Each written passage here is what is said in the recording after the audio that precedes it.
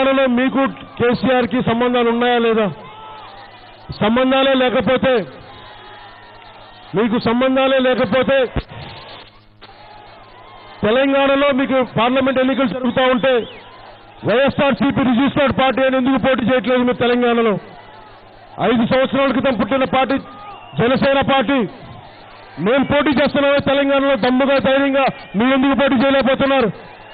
దాన్ని బట్టి అర్థం కావట్లేదు. మీరు టీఆర్ఎస్ మీరు ఒకటని చెప్పి, పైగా చంద్రశేఖరరావు గారు రిటర్న్ గిఫ్ట్ చంద్రబాబు గారికి మీ ద్వారా ఇప్పిస్తారంటున్నారు. మరి చంద్రశేఖరరావు గారిని అడుగుతా ఉన్నాం,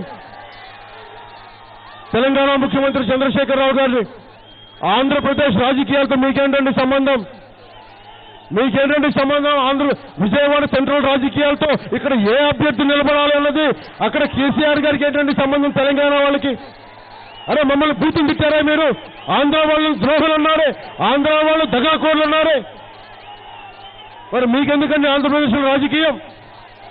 మీకు చంద్రబాబు గారి గిఫ్ట్ ఇవ్వాలి, రిటర్న్ గిఫ్ట్ ఇవ్వాలి అనుకుంటే మీరు సెంట్రల్కి వచ్చి పోటీ చేయండి టీఆర్ఎస్ తరఫున, అప్పుడు రిటర్న్ గిఫ్ట్ ఇచ్చుకోండి.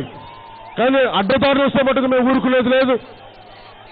మీరు ప్రజాస్వామ్యబద్ధంగా టీఆర్ఎస్ పార్టీని ఆందోళన పెట్టి రిజిస్టర్ చేసి ప్రజాస్వామ్యబద్ధంగా పోటీ చేసుకోండి, మాకు ఇబ్బంది లేదు.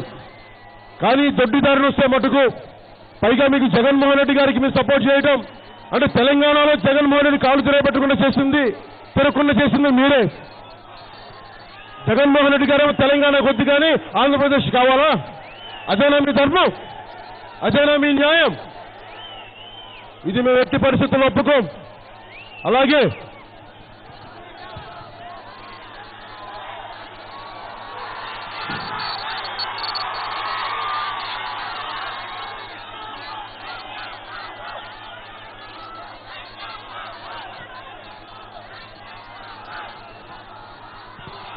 బోండా ఉమా గారికి